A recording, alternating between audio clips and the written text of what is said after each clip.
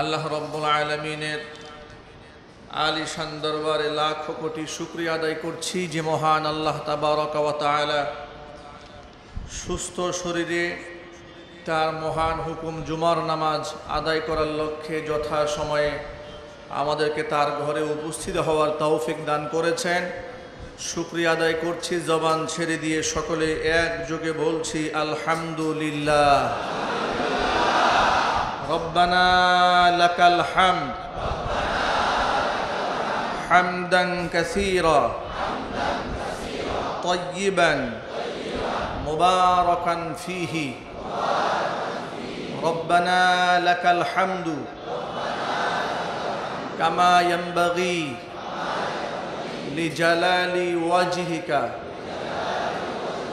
ওয়া আযীমি সুলতানিকা। আল্লাহ পাক আমাদের জুমার নামাজকে কবুল করুন। আল্লাহ পাক আমাদের জিন্দেগির গুনার খাতা মাফ করুন। আসমান জমিনের সব ধরনের বালা মুসিবত থেকে আল্লাহ পাক আমাদেরকে হেফাজত করুন। আল্লাহ রাব্বুল আলামিন এই পৃথিবী সৃষ্টি করেছেন। আসমান জমিন লৌহ কলম চাঁদ সূরজ সব আল্লাহ পাকের সৃষ্টি, সব আল্লাহ পাকের মাখলুক। আল্লাহ পাক কোরআন মাজিদে বলছেন, ইন্না ইদ্দাতাশ শুহুরি ইনদাল্লাহি 12 শাহরান ফি কিতাবিল্লাহ ইয়াওমা খালাকাস সামাওয়াতি ওয়াল আরদা। যেদিন থেকে আল্লাহ পাক আসমান এবং জমিন সৃষ্টি করেছেন সেই দিন থেকেই আল্লাহর গণনায় পৃথিবীতে 12টি মাস রয়েছে। কয়টি মাস? 12 শাহরান। আল্লাহ কোরআন মাজিদের সূরা তাওবার 36 নম্বর আয়াতে বলছেন, যেদিন থেকে আমি আসমান সৃষ্টি করেছি জমিন সৃষ্টি করেছি। এর মানে পৃথিবীর সৃষ্টি লগ্ন থেকে আমি আল্লাহর কাছে মাসের গণনা রয়েছে 12টি। 12 শাহরান মিনহা আরবাআতুন হুরুম। এই 12 মাসের মধ্যে 4টি মাস রয়েছে সম্মানিত মাস। কয়টি মাস?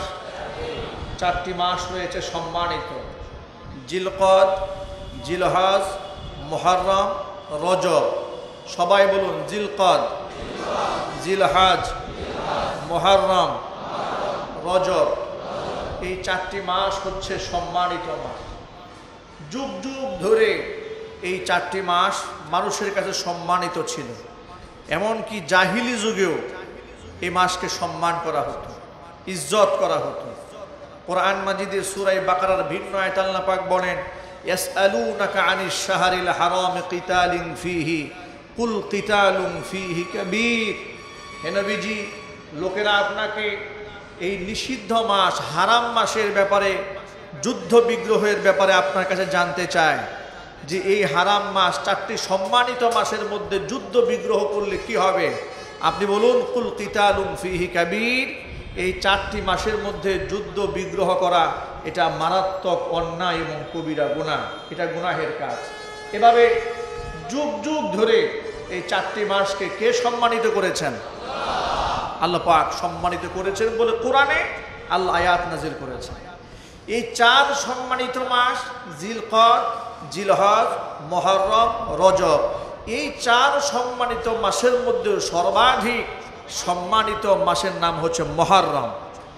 হাদিসের ভাষায় এই মুহররম মাসকে শাহরুল্লাহিল মুহররম, আল্লাহ পাকের স্পেশাল সম্মানিত মাস বলা হয়েছে মুহররম মাসকে। আজকে মুহররম মাসের 1 তারিখ।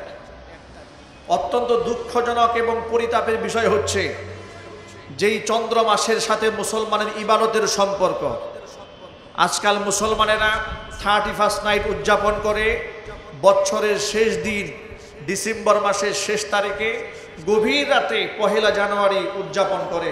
খুব ধুমধাম করে, আতশবাজি করে, লাইটিং করে, গান বাজনা করে, ঢুল ডক্কর পিটিয়ে উদযাপন করে। তারা 1 জানুয়ারিকে বরণ করে, ঠিক কিনা? অনুরূপভাবে 1 বৈশাখ বরণ করার বিরাট আঞ্জাম থাকে। যদিও এই 1 বৈশাখের সাথে কিংবা 1 জানুয়ারির সাথে মুসলমানের ইবাদতের কোনো সম্পর্ক আছে? জোরে বরং নাফরমানির যথেষ্ট সম্পর্ক রয়েছে, ঠিক কিনা? এটা মুসলমানরা খুব ভালো করে জানে। আজকে যে মুহররমের 1 তারিখ কয়জন মুসলমান জানে, বা জানার প্রয়োজনীয়তাও কতটুকু তারা মনে করে? সকল ভাইদেরকে বলি, নিঃসন্দেহে আসমান জমিন লৌহ কলম চাঁদ সূরজ আল্লাহর সৃষ্টি, বছরের প্রতিটা দিন আল্লাহর সৃষ্টি, প্রত্যেকটা মাস আল্লাহর সৃষ্টি। কিন্তু সৃষ্টিকুলের ভেতরে কোনো মাস, কোনো দিন, কোনো তারিখ আল্লাহ পাক নিজেই সম্মানিত করেছেন। যেহেতু আমরা আল্লাহ পাকের গোলাম, গোলামি আমার কর্ম, গোলামি আমার ধর্ম, গোলামি আমার কাজ, গোলামি করার জন্য, দাসত্ব করার জন্য যেহেতু আমাকে পাঠানো হয়েছে, আল্লাহ পাক বলেন ওয়ামা খালাকতুল জিন্না ওয়াল ইনসা ইল্লা লিয়াবুদুন। মানুষ আর জিন জাতিকে আমি আমার দাসত্বের জন্য সৃষ্টি করেছি। সুতরাং একজন দাস হিসেবে, গোলাম হিসেবে আমাকে এই জ্ঞানটা থাকতে হবে কোন মাসের দাসত্ব, কোন মাসের গোলামি আল্লাহর কাছে বেশি মাকবুল হয়ে যায়। আল্লাহর হাবিব সাল্লাল্লাহু আলাইহি ওয়াসাল্লাম বলেন, সাওমু ইয়াউমি আশুরা আহতাসিবু আলাল্লাহি আন ইউকাফিরা সানাতাল্লাতী ক্বাবলাহু। আশুরার একদিনের রোজার সওয়াবের ব্যাপারে বিশ্বনবী মুহাম্মদ রাসূলুল্লাহ সাল্লাল্লাহু আলাইহি ওয়াসাল্লাম বলেন, একদিন রোজা রাখলে বিগত 1 বছরের গুনাহ আল্লাহ কাফারা করে দেয়। একদিনের রোজা 1 বছরের গুনাহের কাফারা হয়ে যায়। আল্লাহর নবী সাল্লাল্লাহু আলাইহি ওয়াসাল্লাম আরেকটি হাদিসের মধ্যে বলেন, আফদালুস সিয়ামি বাদা শাহরি রমাদান। রমজানের রোজার পরে সর্বশ্রেষ্ঠ রোজা হচ্ছে সিয়ামু শাহরিল্লাহিল মুহররম। মুহররম মাসের রোজাগুলা রমজান মাসের রোজার পরে সবচাইতে মর্যাদাপূর্ণ রোজা। রমজানের রোজা ফরজ হওয়ার আগে মুহররমের রোজা আল্লাহ পাক ফরজ করে দিয়েছিলেন, বলেন সুবহানাল্লাহ। যখন রমজানের রোজা ফরজ হলো, তখন মুহররমের রোজাকে ফরজিয়াত আল্লাহ পাক উঠিয়ে নিলেন, এটা সুন্নাহ হয়ে গেল। কিন্তু এত গুরুত্বপূর্ণ একটা সুন্নাত এই মুহররমের রোজা, কোনো ব্যক্তি আশুরার দিনের একদিনের রোজা রাখলে বিগত 1 বছরের গুনার কাফারা হয়ে যায়। এত মর্যাদাপূর্ণ এই মাস শুরু হয়েছে আজকে 1 তারিখ। এ মাসে যত বেশি কোরআনে কারীম তিলাওয়াত করতে পারেন ততই বেশি মঙ্গল হবে। যত বেশি দান করতে পারেন, সাদাকা করতে পারেন, এটা মুহররম মাস, পবিত্র মাস। দেখুন, আমাদের দেশ কিংবা গোটা পৃথিবীতে মানুষেরা বর্ষবরণ করে, নববর্ষ উদযাপন করে। প্রশ্ন হচ্ছে, যখন পহেলা বৈশাখ আসে, ওলামায়ে কেরাম আপনাদেরকে অনেকভাবে সতর্ক করেন যে এই দিবসটা আপনারা এইভাবে উদযাপন করবেন না। 31st নাইট যখন আসে, ওলামায়ে কেরাম আবার আপনাদেরকে সতর্ক করেন। এর পেছনে যৌক্তিক কারণ হলো, আল্লাহর নবী বলেন, মান তাশাব্বাহা বিকওমিন ফাহুয়া মিনহুম। এ দুনিয়াতে যে ব্যক্তি যেই ধর্মের, যে আচার আচরণের, কৃষ্টি কালচারের অনুসরণ করবে, তাদের দলভুক্ত বলে ওই ব্যক্তি গণ্য হয়ে যাবে। যেহেতু 31st নাইট উদযাপন করা এটা মুসলিমদের কালচার নয়, পহেলা বৈশাখ উদযাপন করা এটা মুসলমানের সংস্কৃতি নয়, এই জন্য ওই সমস্ত দিবসের সাথে মুসলমানের কোনো সম্পর্ক থাকতে পারে না, ঠিক কিনা? মঙ্গল শোভাযাত্রার সাথে মুসলমানের সম্পর্ক থাকতে পারে? যে বিশ্বাসে মঙ্গল শোভাযাত্রা করা হয়, ওই বিশ্বাস যদি কোনো মুসলমানের কলিজার মধ্যে যাররা পরিমাণ ঢোকে, তার ঈমান থাকবে? আর চিল্লাই বলতে হবে, থাকবে না? থাকবে না। মঙ্গল শোভাযাত্রা এটা দেশের মধ্যে ধুমধাম করে করা হয়, এমন কোনো মিডিয়া নাই এটা হাইলাইট করে প্রচার না করা হয়। অত্যন্ত আফসোস এবং পরিতাপের বিষয় হচ্ছে, আমরা যারা এই সমস্ত দিবসের সমালোচনা করি, আমাদেরকে তখন সাম্প্রদায়িক, উগ্র ইত্যাদি নানা শব্দে আমাদেরকে আখ্যায়িত করা হয়, ঠিক কিনা? যে আমরা বাঙালি সংস্কৃতিকে শ্রদ্ধা করি না, সম্মান করি না, এ ধরনের অনেকগুলা ট্যাগ আমাদেরকে লাগিয়ে দেওয়া হয়। কিন্তু আমি বলতে চাই, প্রত্যেকটা মানুষের সংস্কৃতি তার ধর্মীয় বিশ্বাসের উপর ভিত্তি করে গড়ে ওঠে, ঠিক কিনা? যেমন মঙ্গল শোভাযাত্রা, তারা বিশ্বাস করে পেঁচা, হনুমান, হরিণ, বাঘ এগুলার মূর্তি নিয়ে তারা বের হয়। এগুলার মূর্তির সাথে মুসলমানের কোনো সম্পর্ক আছে? এই সংস্কৃতি কি মুসলমানের সংস্কৃতি? না, এটা মুসলমানের সংস্কৃতি নয়। এই জন্য শিরকিয়াতের সংস্কৃতির সাথে মুসলমানের কোনো সম্পর্ক থাকতে পারে না। 31st নাইট উদযাপন করা, রাত যখন 12টা বাজে আতশবাজি, এরপরে ডেক সাইড বাজানো, সাউন্ড বক্স লাগিয়ে হই হুল্লোড় করে মদ পান করা, এই সংস্কৃতি কি আমাদের সংস্কৃতি না পশ্চিমা সংস্কৃতি? এটা ইহুদি খ্রিস্টানদের সংস্কৃতি। ওরা মদ পান করে, ডান্স ক্লাবে যায়, নৃত্য করে, আনন্দ করে, হই হুল্লোড় করে।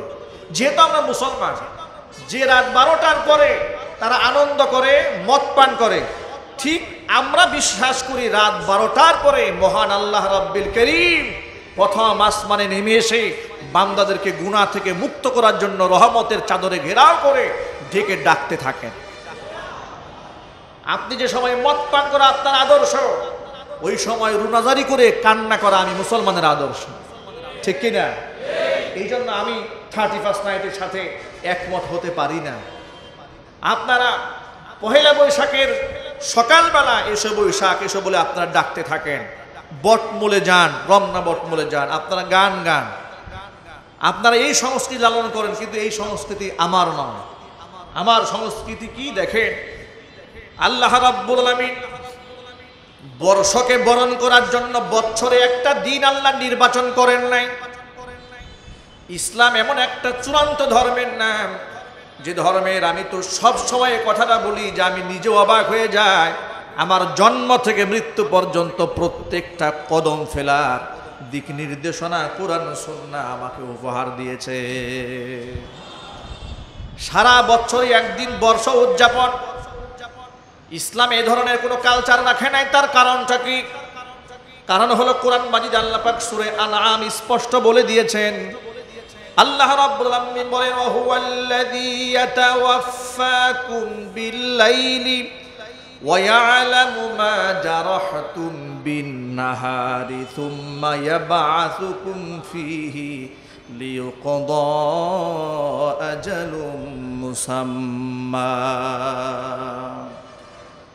আমি আল্লাহ হচ্ছি সেই সত্তা, হুয়াল্লাযী ইয়াতাওয়াফফাকুম বিল-লাইলি, যে আল্লাহ রাতের বেলায় তোমাদের সবাইকে আমি আল্লাহ মৃত্যু ঘটায়া দেই। প্রত্যেকটা মানুষের ইয়াতাওয়াফফাকুম বিল-লাইলি, রাতের বেলায় আমি তোমাদেরকে ছোট মৃত্যু তোমাদেরকে গ্রহণ করি, প্রত্যেকের আত্মাকে আমি কবজা করে ফেলি। সুবহানাল্লাহ বলবেন না? আয়াতের ব্যাখ্যায় আল্লাহর নবী সাল্লাল্লাহু আলাইহি সাল্লাম বলেন, আল্লাহর হাবিব সাল্লাল্লাহু আলাইহি সাল্লাম বলেন, আন-নাওমু আখুল মাউতি, ঘুম হচ্ছে মৃত্যুর ভাই। ঘুম কার ভাই? আল্লাহ রাসূল বলেন, আন-নাওমু আখুল মাউতি, ঘুম এটা মৃত্যুর ভাই।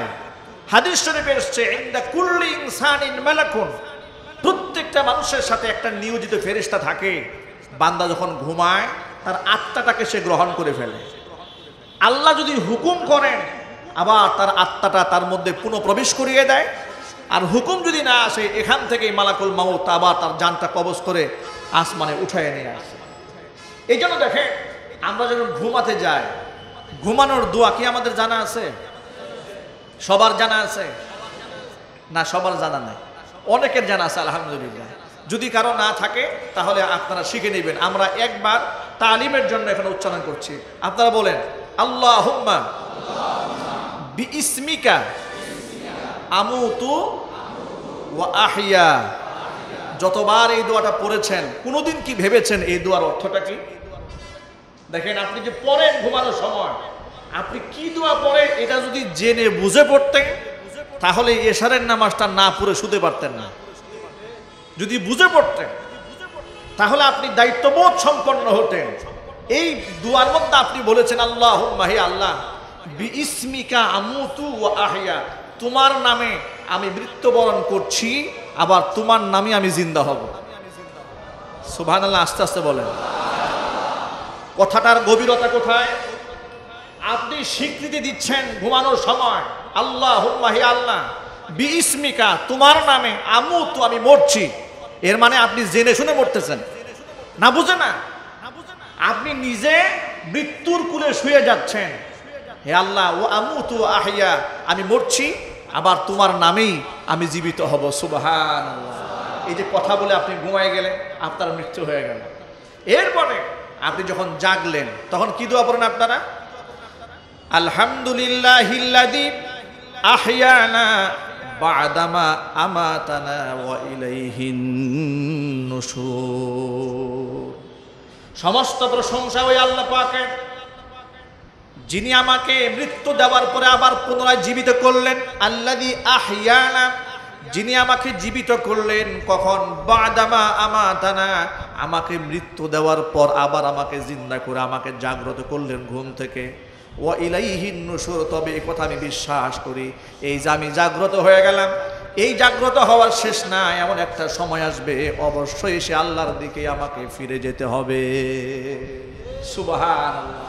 কি সুন্দর দোয়া নবী করিম সাল্লাল্লাহু আলাইহি ওয়াসাল্লাম আমাকে শেখালেন। এর মানে ঘুমানোর সময় জেনে বুঝে আমি মরছি, আবার জিন্দা হওয়ার পরে আমি আল্লাহ পাকের শুকর আদায় করছি। এই জন্য হাদিস শরীফে এসছে আন-নাওমু আখুল মাউতি, ঘুম হচ্ছে মৃত্যুর ভাই।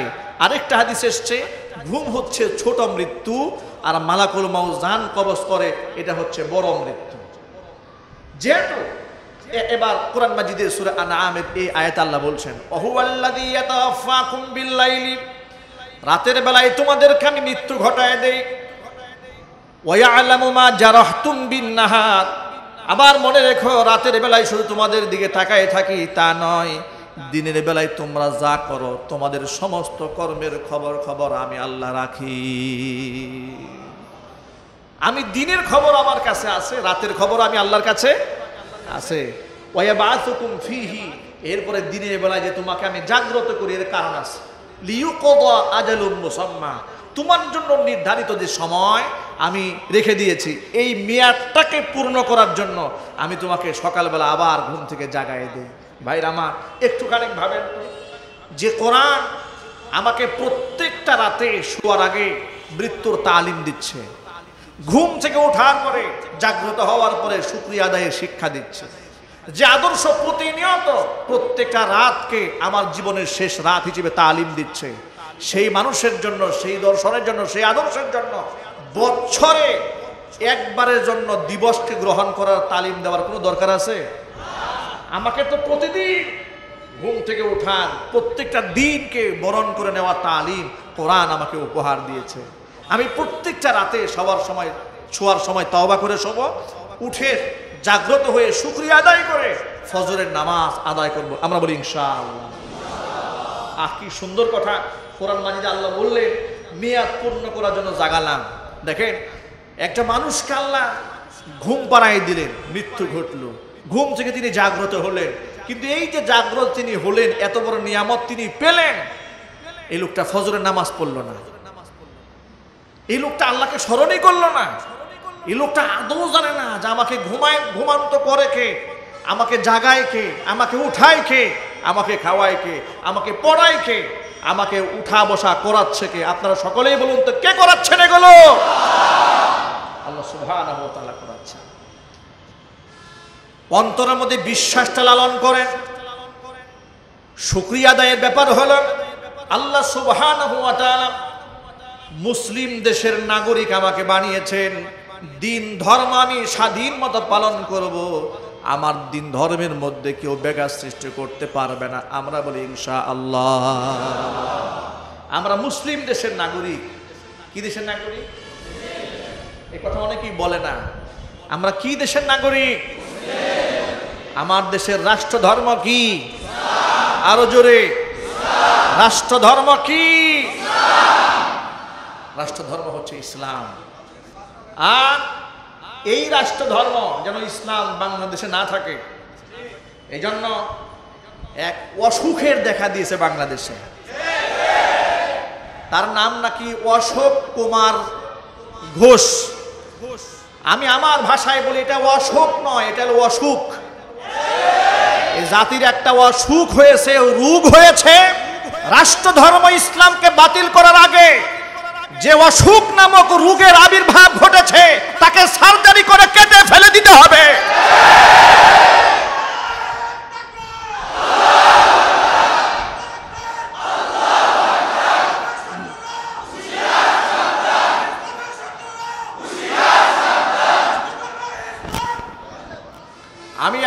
মাথায় আমার মাথায় ধরে না, বুঝে আসে না। রাষ্ট্রধর্ম ইসলাম ৯৫% মুসলমানের দেশে থাকবে না, তো কোন দেশে থাকবে? বরং রাষ্ট্রধর্ম ইসলাম বাতিল করে ধর্ম নিরপেক্ষতা ইস্টাবলিশ করা, এদেশের গণতন্ত্র এবং ৯৫% মুসলমানের সাথে গাদ্দারি এবং বেঈমানি করা। যে ব্যক্তি রাষ্ট্রের মধ্যে ধর্ম থাকবে এটা মানতে চায় না, ইসলাম থাকবে মানতে চায় না, সে যদি মুসলমান হয় আমি তাকে মুসলমানও মানতে চাই না। আমার কথার সাথে একমত কারা কারা দুহাত দেখতে চায়?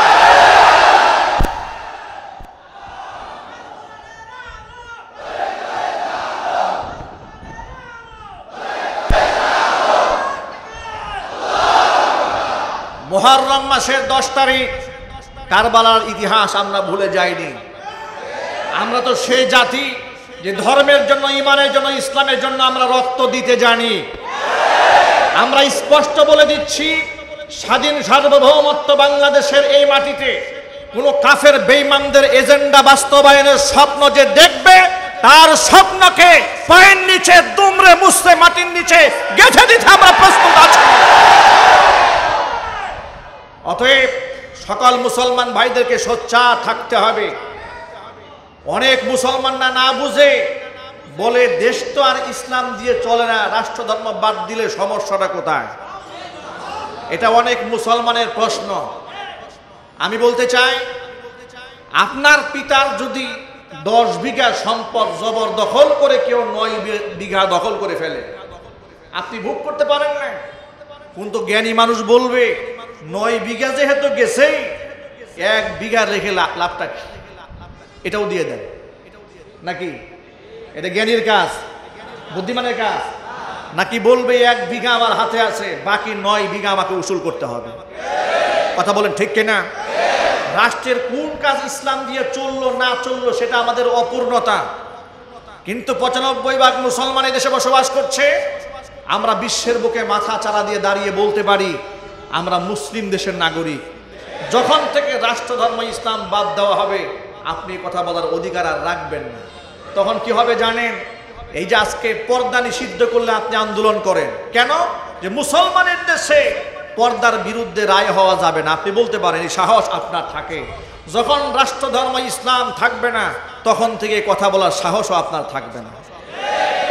তখন মদ অবাধে যদি বিক্রি করে আপনি প্রতিবাদ করতে পারবেন না, কারণ রাষ্ট্রধর্ম তো ইসলাম না, ধর্ম নিরপেক্ষ। আমার ধর্মে মদ বিক্রি করা হারাম, হিন্দু ধর্মে মদ বিক্রি করা জায়েজ আছে। আমার ধর্মে মদ বিক্রি হারাম, খ্রিস্টান ধর্মে মদ বিক্রি করা জায়েজ। যদি রাষ্ট্রকে ধর্ম নিরপেক্ষ রাষ্ট্র বানানো হয়, এখন দোকানে যেমন পেপসি কিনতে পাওয়া যায়, মদ কিনতে পাওয়া যাবে। নারী অবাধে রাস্তাঘাটে কিনতে পাওয়া যাবে, ব্যবহার করার সুযোগ পাবে। ইসলামের পক্ষে জোর গলায় কথা বলার সাহস পাবে না। মনে রাখবেন, এটা বাংলাদেশ থেকে ইসলামটাকে মিটিয়ে দেওয়ার একটা নীল নকশা আঁটা হচ্ছে। আমরা শান্ত আছি, আমাদেরকে শান্ত থাকতে দিন। আমরা রাষ্ট্রের অবস্থাকে ঘোলাটে করতে চাই না। আমরা দেশের মধ্যে যারা অন্য ধর্মের নাগরিক রয়েছে তারা শান্তিতে আছে। ডিমির মধ্যে কুসুম যেমন নিরাপদে, আমার দেশের হিন্দু বৌদ্ধ খ্রিস্টান আছে ঠিক সেই রকম নিরাপদে। আমি মনে করি এই ইস্যুকে নন ইস্যুকে ইস্যু বানানো। 1988 সনে রাষ্ট্রধর্ম ইসলামকে স্টাবলিশ করা হয়েছে। 88 সনের, আজ থেকে প্রায় 32 বছর আগের কথা। এই 32 বছর আগের পুরাতন ঘাকে চুলকাইয়া রক্তাক্ত করে একটি স্বাধীন শান্তিপ্রিয় একটি অসাম্প্রদায়িক চেতনায় বিশ্বাসী বাংলাদেশটাকে আবার নতুন করে একটা দাবানলের মতো জ্বালিয়ে দেওয়ার যে চক্রান্ত চলছে, আমরা মনে করতে চাই তারা সংখ্যালঘুদেরকে বিপদে ফেলার জন্য এবং বাংলাদেশের বদনাম বিশ্বের মধ্যে তুলে ধরার জন্য একটা ষড়যন্ত্র চলছে। আমরা তাদের এই কুকর্ম আমাদের দেহে রক্ত থাকতে বাংলার মাটিতে আমরা এটা বাস্তবায়ন হতে দেব না। আমরা বলি ইনশাআল্লাহ। কোন মুসলমান আওয়ামী লীগ, বিএনপি, জামাত ইসলাম, জাতীয় পার্টি বলতে কোনো শব্দ নাই। যারা মুসলমান এক বাক্যে বলতে হবে রাষ্ট্রধর্ম ইসলাম ছিল, আছে, ভবিষ্যতেও থাকবে। কথা বলতে এই আন্দোলনে আন্দোলনে শামিল হতে চান কারা কারা? দুহাত দেখতে চান।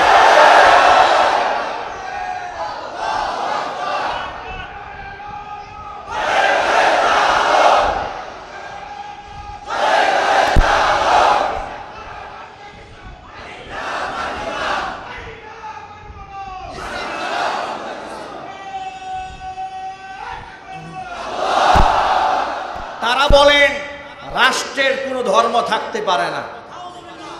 আমি বলি রাষ্ট্রের তো ভাষাও থাকতে পারে না। তাহলে রাষ্ট্র কি কথা বলে? রাষ্ট্র কথা বলে? কথা কারা বলে? মানুষ কথা বলে। তাহলে রাষ্ট্রের ভাষা হলো কি করে? কথা বলে। রাষ্ট্রের জাতীয় ফুল হয় কি করে? জাতীয় ফল হয় কি করে?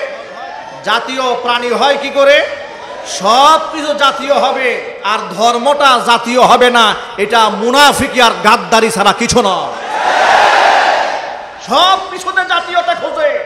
রাষ্ট্রের ভাষা, রাষ্ট্রের ফল, জাতীয় ফুল, জাতীয় ফল, জাতীয় প্রাণী সব বের করেছে, কিন্তু জাতীয় ধর্ম নাই। কত বড় মুনাফিকি! চিন্তা ভাবনা করে দেখেন। এর মানে কি জানেন? এর একটা মানে আছে। এই মানেটা আপনাদের বুঝতে হবে। আপনারা গভীর খবর রাখেন না। যে সমস্ত রাষ্ট্রে রাষ্ট্র পরিচালনার ক্ষেত্রে ধর্মকে প্রাধান্য দেওয়া হয় না অমুসলিম দেশে, তার কারণ হলো তাদের ধর্মীয় গ্রন্থে রাষ্ট্র পরিচালনার কোনো মূলনীতি নাই। দিবে কি? তাদের ধর্মে রাষ্ট্র পরিচালনার কোনো মূলনীতি নাই। তাদের ধর্ম শুধুমাত্র মন্দির কেন্দ্রিক কিংবা গির্জা কেন্দ্রিক। আমাদের ধর্মটাকে এরকম? আমাদের ধর্ম কি শুধু মসজিদে? আরো জোরে বলতে হবে। বরং আমার ধর্ম হচ্ছে আমার জীবনের শুরু থেকে মৃত্যু পর্যন্ত আমার ব্যবসা বাণিজ্য, কল কারখানা, রাজনীতি, সমাজনীতি, যুদ্ধনীতি, বন্দিনীতি সকল ক্ষেত্রে আমার ধর্মীয় দিক নির্দেশনা রয়েছে। অতএব অন্য ধর্ম রাষ্ট্রে কোন দেশে চলে আর না চলে সেটা দেখার দরকার নাই। মুসলিম দেশে বাংলাদেশে রাষ্ট্র ধর্ম থাকবে ইনশাআল্লাহ। রাজি আছেন তো? ভাইরা আমার, এবার আসল কথায় আসেন। দেখেন কোরআনে আল্লাহ পাক কি বলেন। আল্লাহ রাব্বুল আলামিন বলেন, ইন্নাদ-দীনা ইনদাল্লাহিল ইসলাম। গোটা দুনিয়ার মধ্যে একমাত্র গ্রহণযোগ্য ধর্ম আমি আল্লাহর কাছে, সেই ধর্মের নাম হলো ইসলাম। ধর্মের নাম কি? ইসলাম। কোরআন মাজিদ আল্লাহ অন্য আয়াতে বলেন, আল-ইয়াউমা আকমালতু লাকুম দীনাকুম ওয়া আতমামতু আলাইকুম নি'মাতি ওয়া রাদিতু লাকুমুল ইসলাম দীনা। আজকের এই দিনে তোমাদের দিনকে আমি পূর্ণ করে দিলাম, তোমাদের উপর আমার নিয়ামতকে পূর্ণ করে দিলাম, ইসলামকে ধর্ম হিসেবে আমি আল্লাহ মনোনীত করে নিলাম। ভাইরা আমার, ওরা আমাদেরকে কেমন ট্যাবলেট খাওয়াই দেখেন। বুদ্ধিজীবীরা টকশোতে বসে বসে তারা ধর্ম নিরপেক্ষতার পক্ষে, ইসলামকে বাদ দেওয়ার পক্ষে হাজারো যুক্তি দেখায়। যুক্তি দিয়ে ধ্বংস হয়েছে শয়তান, যুক্তি দিয়ে ধ্বংস হয়ে যাচ্ছে দেশের বুদ্ধিজীবীরা।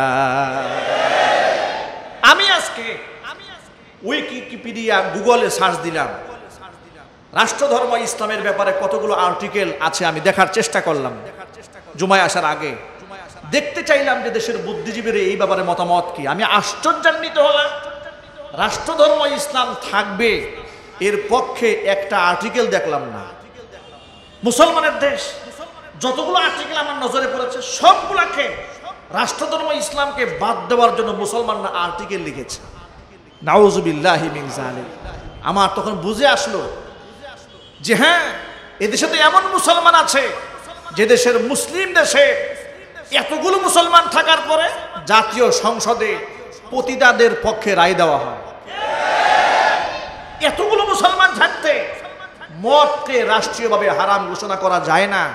সে দেশের তথাকথিত বুদ্ধিজীবীরা তারা তো অবশ্যই ইসলাম ধর্ম বাদ দেওয়ার জন্য আর্টিকেল লিখবে, কারণ এই আর্টিকেল লিখতে পারলে তাদের মদ খাওয়া, গাঁজা খাওয়া, হেরোইন খাওয়া, এরপরে নারীদেরকে নিয়ে ফুর্তি করার বাজার উন্মুক্ত হয়ে যাবে। এই বাজার বাংলাদেশে জমতে দেওয়া যাবে না। মনে থাকবে ইনশাআল্লাহ। আওয়ামী লীগ, বিএনপি জাতীয় পার্টির রাজনৈতিক পরিচয় নয়, মুসলমানিত্বের পরিচয়ে ঐক্যবদ্ধ হয়ে ইসলামের পক্ষে লড়াই করতে হবে। যে নেতা রাষ্ট্রধর্ম বাদ দেওয়ার কথা যদি বাংলাদেশের কোনো মুসলিম নেতা বলে, ওই মুসলিম নেতাকে প্রত্যাখ্যান করতেও আমাদের এক মুহূর্ত সময় লাগবে না। রাজি আছেন কারা কারা? রাজি আছেন কারা কারা? দুহাত দেখতে চায়। অতএব মুসলমানকে ইসলামের পরিচয় বহন করতে হবে। আল্লাহ যেন তৌফিক দান করেন। আর আল্লাহুম্মা আমিন। ওরা একটা যুক্তি দেখাই, লক্ষ্য করেন। ওরা বলে রাষ্ট্রীয়ভাবে যদি রাষ্ট্রের ভাষা ইসলাম বানানো হয় তাহলে ইসলাম ধর্মকে প্রাধান্য দেওয়া হয়, কিন্তু ইসলাম ধর্মকে প্রাধান্য দেওয়া যাবে না, সব ধর্ম সমান রাখতে হবে। কেন বলে জানেন?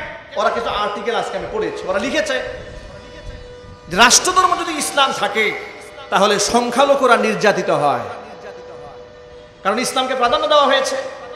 সংখ্যালঘুর নির্যাতন বন্ধ করার জন্য সেকুলার রাষ্ট্র ব্যবস্থা, ধর্মনিরপেক্ষতা এস্টাবলিশ করতে হবে। প্রশ্ন হলো, আমাদের পার্শ্ববর্তী দেশ হচ্ছে ভারত। ভারতের সংবিধানে সেকুলার রাষ্ট্র ব্যবস্থা, অর্থাৎ সেখানে সব ধর্ম তাদের ভাষায় সব ধর্মের সমান অধিকার বলে তারা ফেরি করে বেড়ান। আপনারা বলেন তো, ভারতের সব ধর্মের সমান অধিকার? আরো জোরে। সেকুলার রাষ্ট্র বানাবার পরেও তারা বাবরি মসজিদ ধ্বংস করলো কেন? কথা বলতে হবে। এর দ্বারা স্পষ্ট প্রমাণ হয় মানুষের জুলুম, শোষণ, নিপীড়ন, সাম্প্রদায়িক দাঙ্গা সৃষ্টি যারা করে তারাই সেকুলার রাজনীতির কথা বলে। ইসলাম আমাদেরকে পরধর্মের প্রতি হিংস্র বানায় না। ইতিহাস দেখান, রাষ্ট্রধর্ম ইসলাম থাকার কারণে বাংলাদেশে কয়টা মন্দির ভাঙা হয়েছে? কয়টা মন্দির ভেঙে কয়টা মসজিদ বানানো হয়েছে? বরং আমি বলতে চাই, আমার দেশের হিন্দুরা যে পরিমাণে আরামে আয়েসে তাদের ধর্ম পালন করে, এত আরামে ভারতেও পারে না। কথা বলে ঠিক কিনা? এর পরেও কলিজার মধ্যে পুরানি শেষ হয় না, এরপরও জ্বলনি শেষ হয় না। কাগজে কলমে কেন রাষ্ট্র ইসলাম থাকলো আমাদেরকে জবাবদিহিতা করতে হবে নাকি ওদের কাছে? আমরা বলতে চাই, এ দেশ রক্ত দিয়ে আমরা স্বাধীন করেছি, জীবন দিয়ে স্বাধীন করেছি।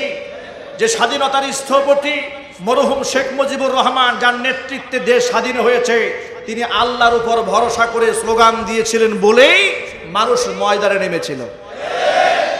রক্ত যখন দিয়েছি, রক্ত আরো দেব, এই দেশকে মুক্ত করে ছাড়বো। আরো জোরে। এটা কি বেঈমানের কথা না মুসলমানের কথা? এটা কি ধর্ম নিরপেক্ষতার কথা নাকি ইমানের কথা? তাহলে তাওহীদের উপর বিশ্বাস করে দেশ স্বাধীন হয়েছে। অতএব দেশকে মিসগাইড করে কাফের বেঈমানদের গলার মধ্যে ঝুলিয়ে দেওয়ার ষড়যন্ত্র আমরা মানতে পারি না। সাবধান হতে হবে, মুসলমানদেরকে ঐক্যবদ্ধ থাকতে হবে। এই মুসলিমদেরকে যেন কোনোভাবেই বিভাজন করতে না পারে। আলিয়া, কওমি, সুন্নি, ওয়াহাবি, মাযহাবি, লাম মাযহাবি, আওয়ামী লীগ, বিএনপি, জামাত ইসলাম, জাতীয় পার্টি, যত দল আছে, পরিচয় একটা, আমরা মুসলমান। এই মুসলমানিত্ব টিকিয়ে রাখতে রাজি আছেন না ইনশাআল্লাহ? এই জন্য আমরা বলি যে অশোক কুমার ঘোষ, এটা অশোক কুমার ঘোষ না, এটা তো অসুখ।